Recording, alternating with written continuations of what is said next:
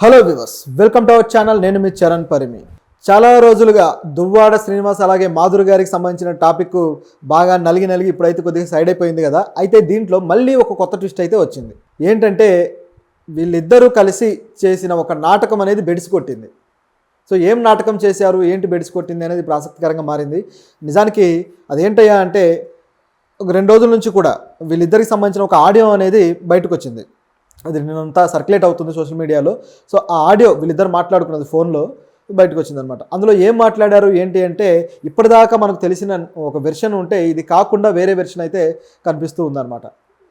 So అదేంటంటే, ఆవిడ ఎప్పుడైతే మాధురి గారు వాళ్ళిద్దరికి సంబంధించిన అనుబంధాన్ని బయటికి రావడము, తర్వాత ఫ్యామిలీ గొడవలు, ఇటు వాణి గారు కూడా వచ్చేసి ఆ ఇంటి దగ్గరికి వచ్చి కూర్చోవడము, ఆ కూతురు కూడా దువ్వాడ గారి కూతురు కూడా గట్టిగా మా నాన్న మాకు కావాలని చెప్పేసి అడగడము, అలాగే ఆ ఇంటి గురించి కూడా చివరికి అది నాన్నతోటి మొదలై చివరికి అది ఇంటి దగ్గరికి వెళ్ళిపోయిందనమాట. ఇల్లు కావాలి, ఆస్తులు కావాలి అనే దగ్గరికి వెళ్ళింది. సో ఇదంతా జరుగుతూ ఉన్న క్రమంలోనే మాధురి గారు ఆవిడ 2-3 రోజుల పాటు ఆవిడ గురించిన వీడియోలు కూడా ఏవైతే ఆవిడ ఇన్స్టాగ్రామ్లో కొద్దిగా ఆ భరతనాట్యం ఇవన్నీ చేస్తూ పెడుతూ ఉంటారు. సో అవన్నీ కూడా వైరల్ అవుతూ వచ్చాయి. అలాగే ఆవిడ మీద ట్రోలింగ్ కూడా సోషల్ మీడియాలో విపరీతంగా జరిగింది. ఆ విపరీతమైన ట్రోలింగ్కి ఆవిడ బాగా మనస్తాపం చెందారు. ఏ విధంగా ఇట్లా అంటారు, ఆయన నాకు ఫిలాసఫరు, నాకు గైడ్, అది ఇది అని చెప్పేసి ఆవిడ కూడా మాట్లాడారు. ఈ ఎపిసోడ్ అంతా ఈ విధంగా అయిన తర్వాత సరే అందరూ అదే అనుకున్నారు. తీరా చూస్తే ఆ తర్వాత 2 రోజుల తర్వాత ఆవిడ టెక్కల నుంచి అట్లా వెళ్తూ అనుకోకుండా రోడ్లో పెద్ద కారు బోల్తా కొట్టడం ఆవిడ కారు. తర్వాత ఆవిడ చూస్తే పెద్ద గాయాలు కూడా కాలేదు, తలకు కొంచెం స్వెల్లింగ్ అయింది దెబ్బ తగిలి. సో అంతే, దానికి కూడా డాక్టర్లు ట్రీట్మెంట్ చేశారు. అయితే ఈ క్రమంలో ఆ వచ్చిన వీడియోలు, ఆ డాక్టర్ ట్రీట్మెంట్ టైంలో కూడా ఆవిడ వీడియోలు చూస్తే ఆవిడ కొన్ని వ్యాఖ్యలు చేస్తూ ఉన్నారు.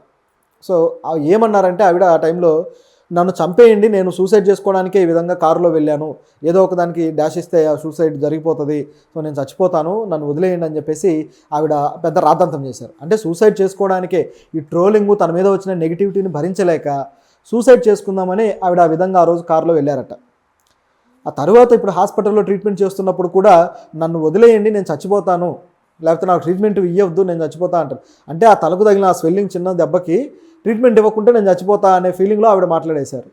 సో అదంతా చూసిన వాళ్ళకి కొందరికి నిజమనిపించింది, కొందరికేమో కొద్దిగా ఆవిడ ఏదో ఓవర్ చేస్తున్నట్టుగానే కనపడింది, అంటే ఇది ఫేక్ లాగా లైట్గా.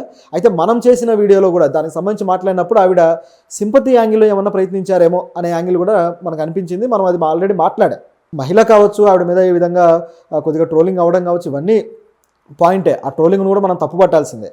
అయితే ఈ టాపిక్ ఆవిడ చేసిన సంఘటన మొత్తాన్ని, ఆ సినారియోని గమనించి చూసినప్పుడు కొంతవరకు మనకు అనిపించక మానదు. ఎందుకంటే ఆ నెక్స్ట్ ఫ్యూ అవర్స్లోనే ఆవిడ మళ్ళీ మీడియా ముందుకు వచ్చి ఇంటర్వ్యూలు ఇవ్వడం మొదలెట్టింది. అవి కూడా వేరు ఛానల్స్కి, ప్రెస్ మీట్లు కూడా కాదు, వేరు ఛానల్స్కి, యూట్యూబ్ ఛానల్స్కి ఇంటర్వ్యూలు ఇస్తూ మొదలెట్టారు.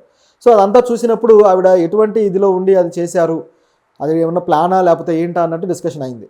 అయితే దీంట్లో ఇప్పుడు బయటకు వచ్చిన విషయం ఏంటంటే, వాళ్ళిద్దరు ఆడియో కాల్లో అక్కడ జరిగింది, ఆవిడ ఆత్మహత్య ప్రయత్నం కావచ్చు, ఇదంతా కూడా ఒక క్లారిటీ వచ్చేసింది.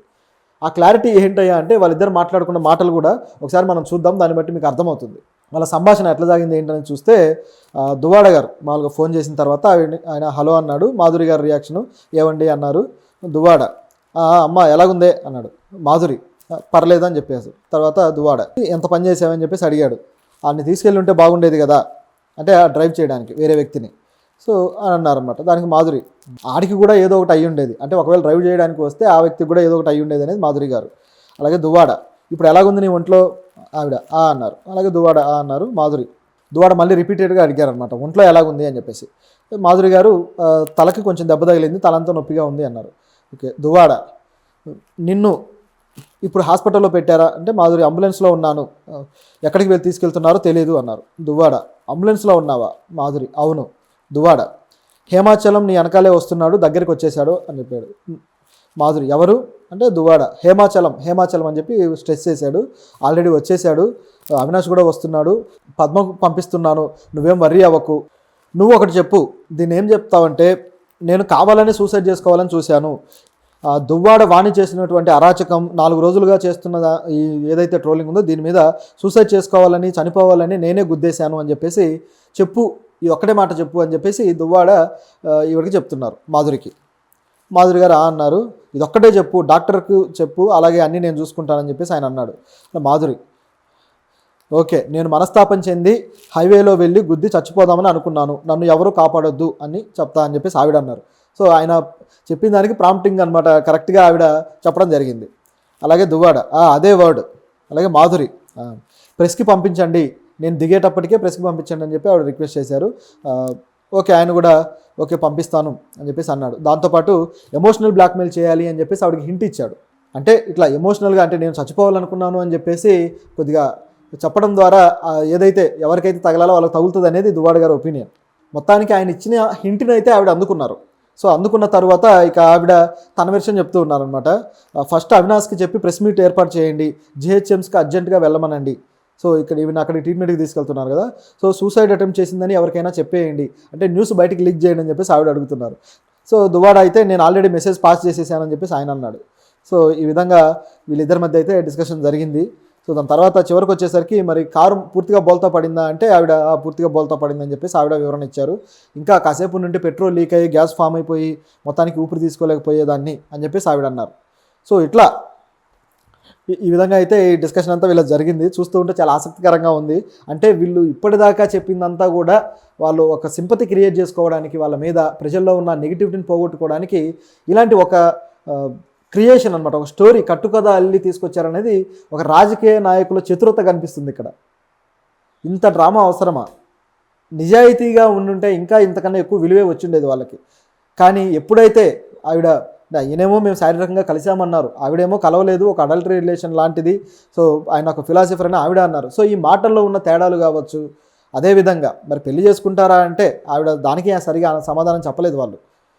సో ఇట్లా రకరకాలుగా మాటలు తీసుకొచ్చారనమాట. చివరికి ఎవరు ఏం మాట్లాడుతున్నారనేది పొంతం లేకుండా పోయింది.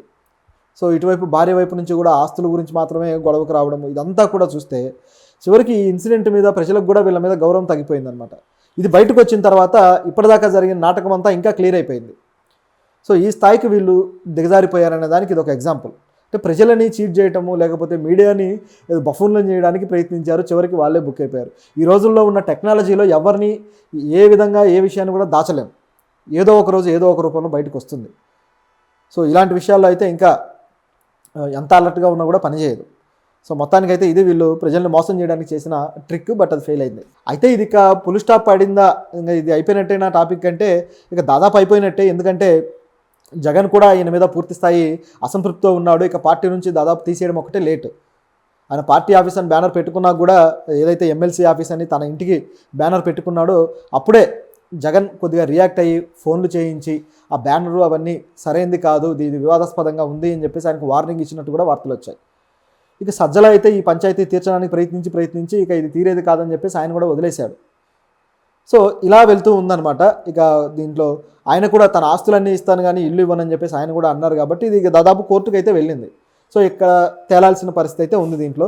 ఇక ఏం జరుగుతుంది, ఎలా ఫుల్ స్టాప్ పడుతుంది అనేది చూడాలి.